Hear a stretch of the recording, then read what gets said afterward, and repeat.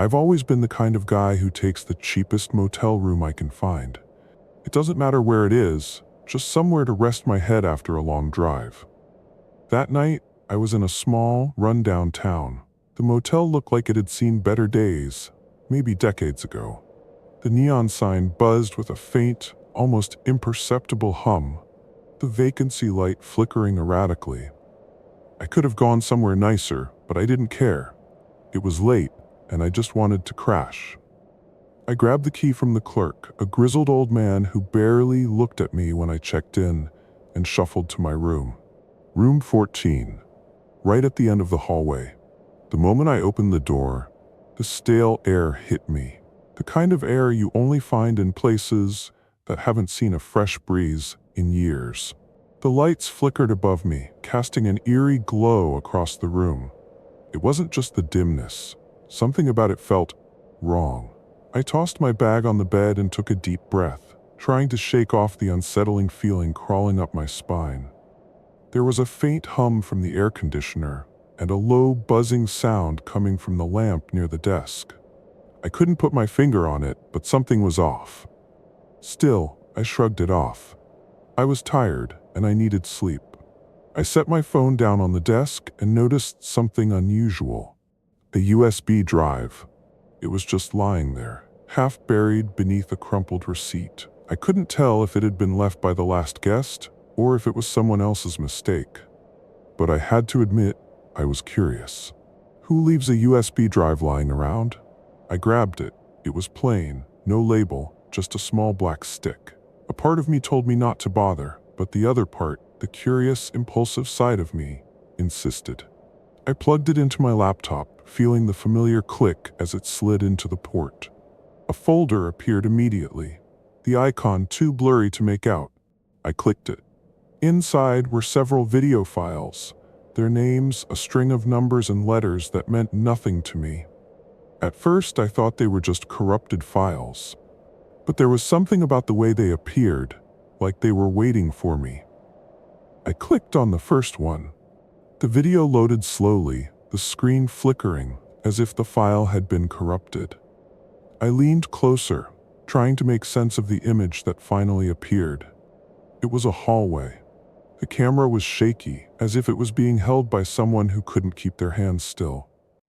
The light from a single bulb above cast long, eerie shadows on the walls, and at the far end of the hallway, a figure stood motionless. My stomach twisted. It wasn't the way the figure looked. It was the fact that it seemed to know it was being filmed. I felt like the moment I saw it, it was staring straight at me, its eyes through the screen. I blinked rapidly, trying to shake the feeling. I couldn't look away. I clicked play again. The camera started moving down the hallway, and the figure remained standing, now more clearly visible. It was a person, or at least it looked like one. The face was obscured, but I could see its clothes, old-fashioned, almost like a ghost from another time. And then, it spoke. Not out loud. No, it wasn't that. It was a voice, but it wasn't a sound I could hear with my ears. It came from inside my head, like a whisper from a place deep in my mind. You should have never found it. I froze, heart pounding in my chest. Sweat formed on the back of my neck as I slowly backed away from the screen. My breath quickened, my pulse hammering in my ears. I was scared. Scared in a way I couldn't explain. I wasn't scared of what I saw on the screen, but of the feeling that came with it, like someone was watching me from behind.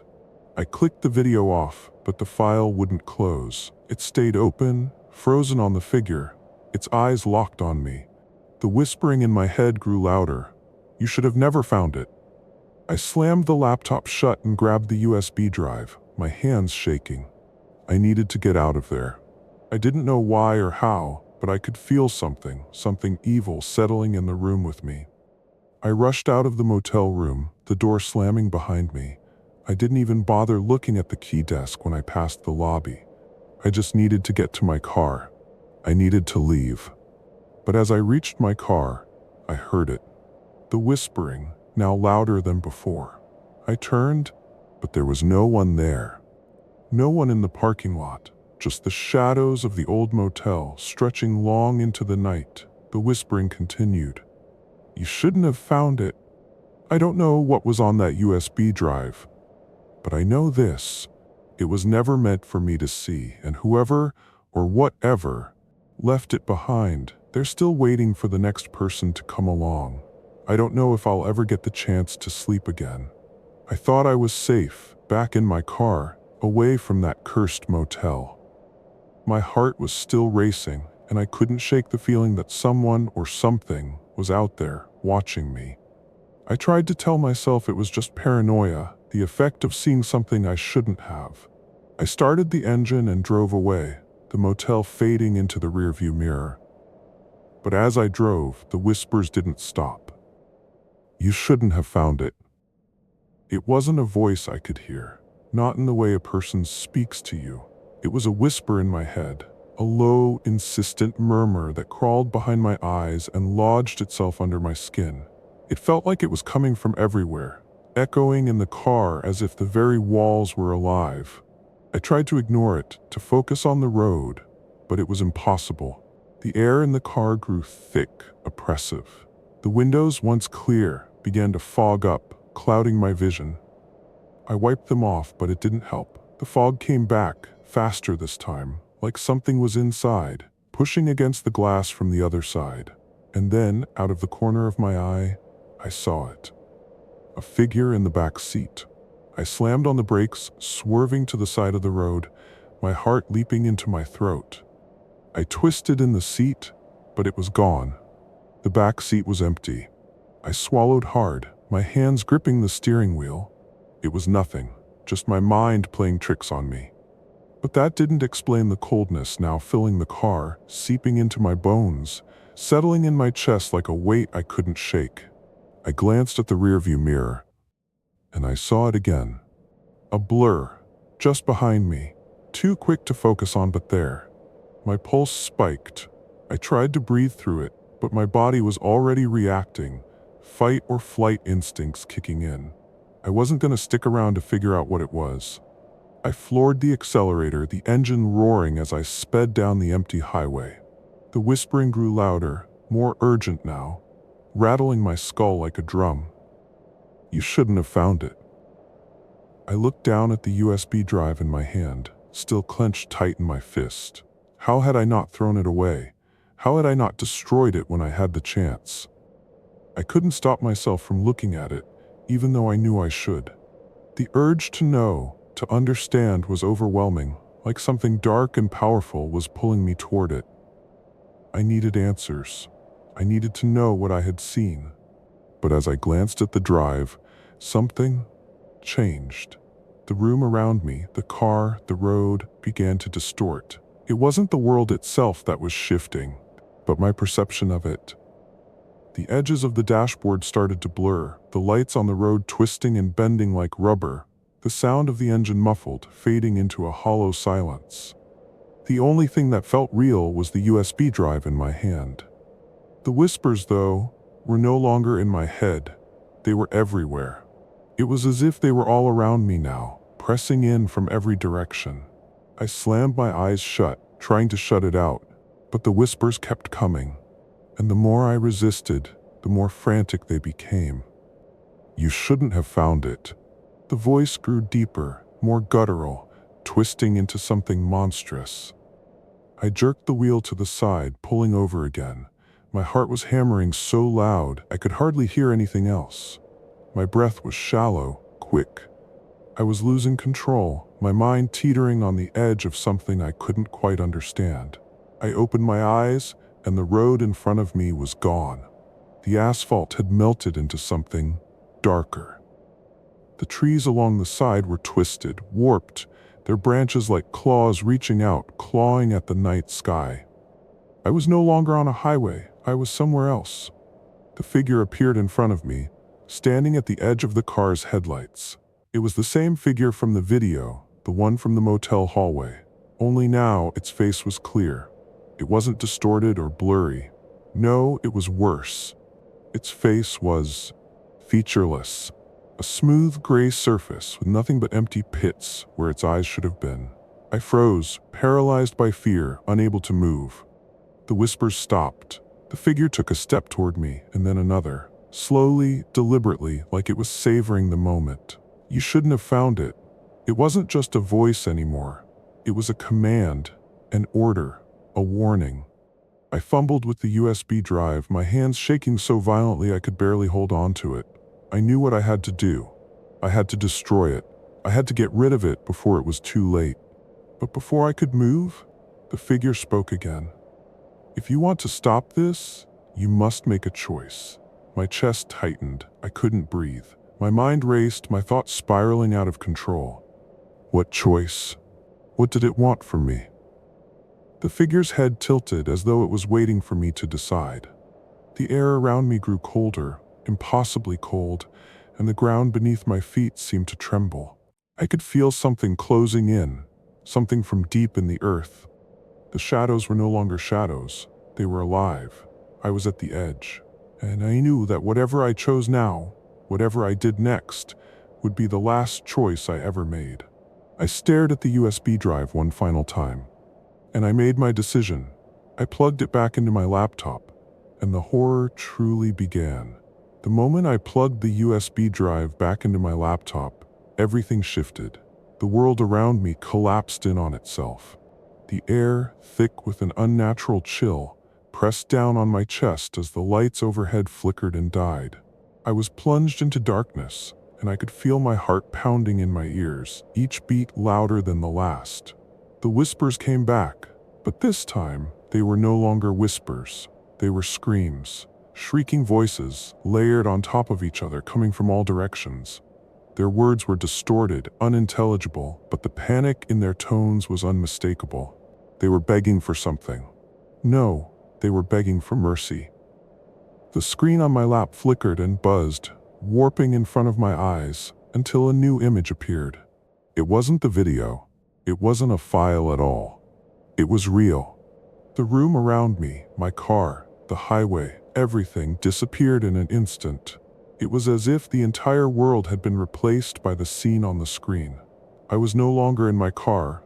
I was in the hallway, the very same hallway from the video, the one with the dark figure at the end. Only now I was standing there facing it. The figure. The face that had once been blurry, distorted, was now clear. Too clear. It was mine, but it wasn't my face. No, my face was there, staring at me, but it wasn't me looking back. The eyes were empty, hollow, blackened pits where life used to be. And the lips were moving, slowly, deliberately. You shouldn't have found it. The voice that emerged was mine, but twisted, contorted into something unrecognizable. It was like hearing my own voice from the depths of a nightmare, as if the very fabric of my identity had been torn and reshaped. I stumbled back, my body shaking uncontrollably. I reached for the USB drive, my fingers numb, desperate to pull it out. But when I touched it, it burned like a flame searing through my skin. I screamed and pulled my hand away, but it was already too late. The room was no longer a room. It was nothing, a void. There was no ground beneath me, no ceiling above me, just endless, black space stretching into infinity. And then I saw it. The face. Not my face, but something else. A grotesque, contorted version of myself, smiling at me with a grin too wide, too unnatural, filled with rows of sharp teeth. It was grinning, but it wasn't me.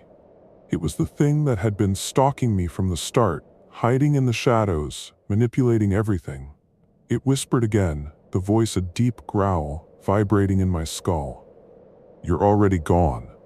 The world spun around me. My vision blurred. My breath came in short, panicked gasps. I couldn't breathe, couldn't think, couldn't escape. The darkness shifted. The floor beneath me became cold metal, sharp against my skin, as if I was standing on something alive. I reached out to steady myself, but my hand collided with something hard, cold, and wet. I recoiled. It was the surface of the USB drive, but it wasn't a drive anymore. It was a twisted mass of flesh and wires, pulsing with a sickening rhythm, as if it was breathing, alive. I stumbled back, only to find myself staring at the hallway again. But now, the hallway was different. It wasn't just the dimly lit passage I had seen on the screen. No, now it was alive. The walls were breathing, expanding and contracting like lungs, the floor rippling beneath me, wet and slick like skin. I could feel it, the presence. The thing that had been behind me the whole time. It was no longer behind me. It was beside me. It was inside me. The whispers, now a roar, filled my skull, their voices melding together into one horrific singular entity. It was never just a USB drive. It was a gateway. I turned, terrified to look behind me, but I didn't need to. It was already there. The figure was standing in front of me. My own face. Only now, it wasn't just a face, it was a mask. The skin was peeling away, revealing something underneath, something that shouldn't exist. A deep, unnatural darkness. And in that darkness, eyes, thousands of eyes, all staring at me, unblinking. My knees buckled beneath me, but I couldn't fall. The thing reached out for me, its hands stretching impossibly long, its fingers ending in jagged claws. It grinned, a smile too wide, too distorted to comprehend. "You'll never escape, not now, not after you made the choice." I opened my mouth to scream, but the words wouldn't come. All I could do was stare, frozen, as the claws reached for me. And then, the world went silent. Everything went dark. The last thing I heard was my own voice, echoing in the void. "You shouldn't have found it." And then, nothing. Silence. The clawed hand never reached me. The face, those eyes, the twisting mass of flesh, all of it was gone. The endless, suffocating void that had consumed everything I knew collapsed in on itself. The world snapped back, and I found myself sitting in my car again, hands gripping the wheel, body rigid, staring into the darkness ahead. I looked around. The highway was quiet. No more shadows, no more whispers, just the cold, empty night stretching out in front of me. I blinked, disoriented. My pulse was still racing, but there was no sign of the nightmare I had just experienced. No twisted hallway, no contorted figure with my face.